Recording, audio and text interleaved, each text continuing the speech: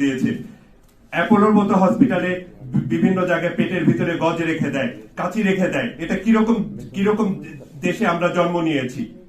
আমার মাকে হারিয়েছি, আমার বাবাকে হারিয়েছি।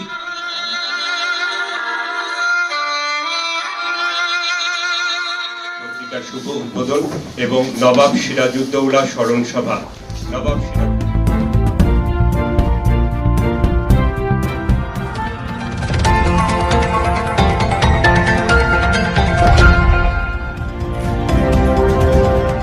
ঢাকায় জাতীয় প্রেস ক্লাবে ৪ জানুয়ারি এক আড়ম্বরপূর্ণ অনুষ্ঠানের মধ্য দিয়ে প্রকাশিত হল দৈনিক সকালের দর্পণ সংবাদপত্র।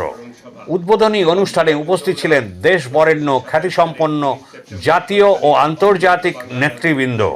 পত্রিকাটির সম্পাদকের দায়িত্বে রয়েছেন বাংলার শেষ স্বাধীন নবাব সিরাজদৌলার নবম বংশধর নবাব জাদা আলী আব্বাস উদ্দৌলা। আয়োজনে ছিলেন ঢাকা বিভাগীয় সমিতি ও দৈনিক সকালের দর্পণ পরিবার। তো আসুন এবার এই অনুষ্ঠান পর্বে চোখ রাখি। শুভ উদ্বোধন এবং নবাব সিরাজউদ্দৌলা স্মরণ সভা। নবাব সিরাজউদ্দৌলা ১৭২৭ সালের ১৯ সেপ্টেম্বর তৎকালীন অবিভক্ত বাংলার রাজধানী মুর্শিদাবাদে জন্মগ্রহণ করেন এবং ১৭৫৭ সালের ২ জুলাই উনি শাহাদাত বরণ করেন। উনি ২৮.৫ বছর বয়সে বাংলার মসনদে বসেছিলেন এবং ২৯.৫ বছর বয়সে উনি শাহাদাত বরণ করেন। উনি দেশ, মাটি, মাকে ভালোবেসে কাজ করেছেন এবং সকালের দর্পণ পত্রিকাটা ইতিহাস ঐতিহ্যকে লালন করে, নবাব পরিবারকে ভালোবাসে। সেই উপহার আমাকে প্রকাশক মহোদয় মোহাম্মদ শাহ আলম সাহেব আমাকে এটার একটা গুরু দায়িত্ব দিয়েছেন প্রধান সম্পাদকের। আপনাদের সহযোগিতায় এই পত্রিকাটাকে অবশ্যই আমরা একটা পর্যায়ে নিয়ে যাব, যেটা দেশ জাতির কথা বলবে, আপনাদের কথা বলবে, দেশের পক্ষে কথা বলবে, এখানে মা মাটির পক্ষে কথা বলবে। আমরা বিভিন্ন বিষয় নিয়ে কাজ করব, আপনাদেরই কথা আমরা তুলে ধরবো, আপনাদেরই বক্তব্য তুলে ধরবো। আপনারা আমাদের পাশে থাকবেন, দোয়া রাখবেন, যাতে এই পত্রিকাটা একটা বাংলাদেশের প্রথম শ্রেণীর পত্রিকা প্রথম পর্যায়ে যাতে চলে আসে। একজন আশেপাশে থাকলে আমরা অনেক নতুন নতুন জ্ঞান আহরণ করতে পারি, অনেক সুন্দর সুন্দর তথ্য আমরা জানতে পারলাম স্যারের মাধ্যমে। আপনাকে অনেক ধন্যবাদ স্যার। স্যার এই মুহূর্তে আমাদের সামনে কথা বলবেন। এতক্ষণ যাকে নিয়ে আলাপ করছিলাম পলাশীর যুদ্ধ ময়দান থেকে, সেই নবাব সিরাজউদ্দৌলা, সেখান থেকে আজকে আমাদের পাশে আছেন তার নবম বংশধর, নবম রক্তধারা নবাবজাদা আলী আব্বাস উদ্দৌলা আরেফ ভাই। এখন আমরা তার কথা শুনবো, তার কাছ থেকে জানবো।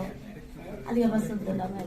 সাম্প্রতিক সময়ে আমি আসলে এই অনুষ্ঠানে আসতাম না, হয়তো আমাকে কালো পোশাকে দেখছেন, মনটা আসলে ভালো নেই। আমার বাবা সাম্প্রতিক সময় ইন্তেকাল করেছেন। আমি চাচ্ছি যে পত্রিকাতে আমি বাংলাদেশের যেগুলো অনিয়ম আছে অনিয়মগুলো তুলে ধরবো। বিশেষ করে বাংলাদেশের চিকিৎসা ব্যবস্থা, একটি রাষ্ট্র চিকিৎসা ব্যবস্থাকে একেবারে ধ্বংস করে দিয়েছে। আমার আম্মাও মারা গিয়েছে সুচিকিৎসার অভাবে। আমরা সেটা বলবো না যে আমরা বিশাল ধনী, কিন্তু আমরা আমাদের সামর্থ্যের ভিতরে সর্বোচ্চ চেষ্টা করেছি।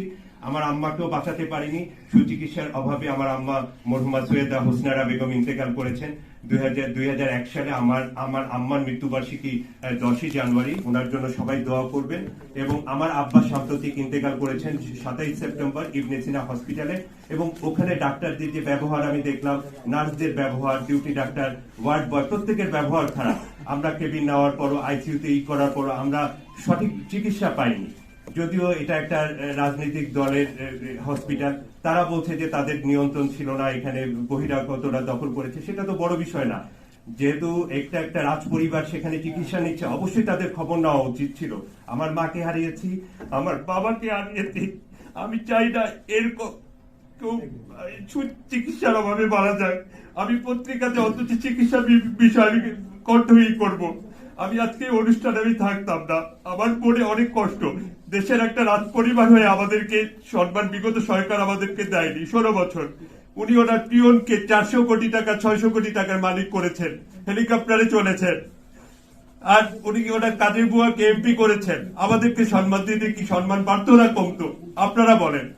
ঢাকার নবাব স্যার সলিমুল্লাহ আমাদের পরিবারের কষ্টের কথা শুনে আমার ষষ্ঠ বংশধরকে সম্মানিত অবস্থানে নিয়েছেন, যার কারণে জাতি আজকে এখনো ইতিহাস বলে যে ঢাকার নবাব স্যার সলিমুল্লাহ সম্মানিতকে সম্মান দিতে জানেন। ডেপুটি সাব রেজিস্ট্রার করেছিলেন আমার আব্বার দাদাকে।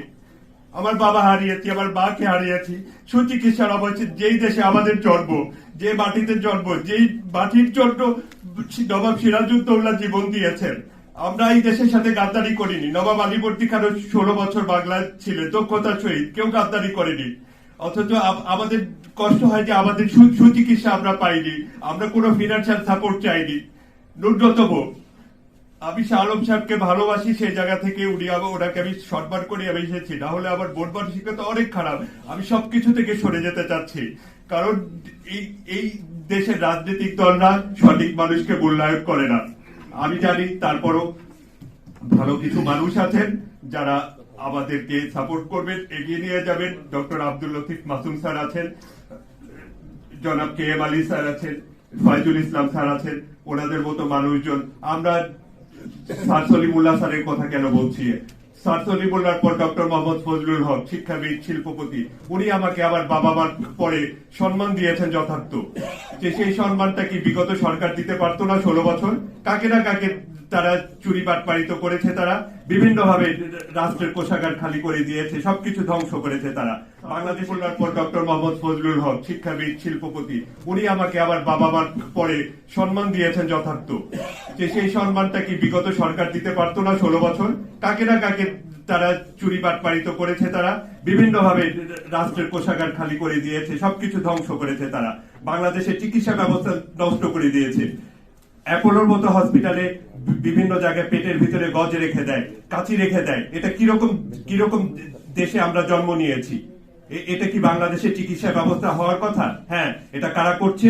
এমন একটা রাষ্ট্র করছে যারা চায় না যে বাংলাদেশের মানুষ বেঁচে থাকুক, বাংলাদেশের মানুষ সুস্থ থাকুক। তারা চায় যে বিকলাঙ্গ, পঙ্গু হয়ে বাংলাদেশের মানুষ থাকুক এবং তাদের যে চিকিৎসা নেই, যাতে বাংলাদেশের চিকিৎসা ব্যবস্থা ধ্বংস করে দেওয়ার জন্য তারা যা করার তারা তাদের এজেন্টের মাধ্যমে তারা করেছে। আমি কখনো রাজনৈতিক বক্তব্য দেই না। আমার বাবা নেই, মা নেই, আগে এতিম ছিলাম, এখন অনাথ হয়ে গেছি। আপনারা সবাই আমার জন্য দোয়া করবেন, সাপোর্ট করবেন। আমরা দেশকে ভালোবাসি, দেশের জন্য ভালো কিছু করব, দেশকে বিক্রি করব না। বিগত যারা দেশকে বিক্রি করেছে তাদের অতীত ইতিহাস দেখলে বোঝা যাবে। তাদের সাথে আমার কোনো ব্যক্তিগত দ্বন্দ্ব ছিল না, আমার কোনো দলের সাথে না। তারপর আবার ফ্ল্যাটের উপরে আগুন ধরিয়ে দেওয়া হয়েছে, কত রকম নির্যাতন করেছে। তখন আমি চুপ ছিলাম না, এমন না যে আজকে আপনাদেরকে বলছি। আমি লেভেল 2-তে থাকি, লেভেল 4-এ আগুন দিয়ে দেওয়া হয়েছে। তারপরে মিডিয়াতে, IPTV-তে আমি আমার এখানে আমাদের এসে আছেন তরুণ প্রজন্মের সাংবাদিক ফারহানা নীলা।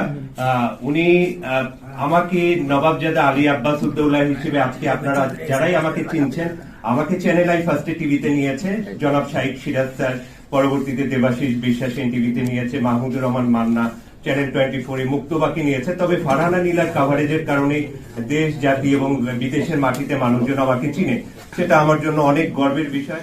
গোপাল চক্রবর্তীর রিপোর্ট, এখন দিনকাল নিউজ, কলকাতা।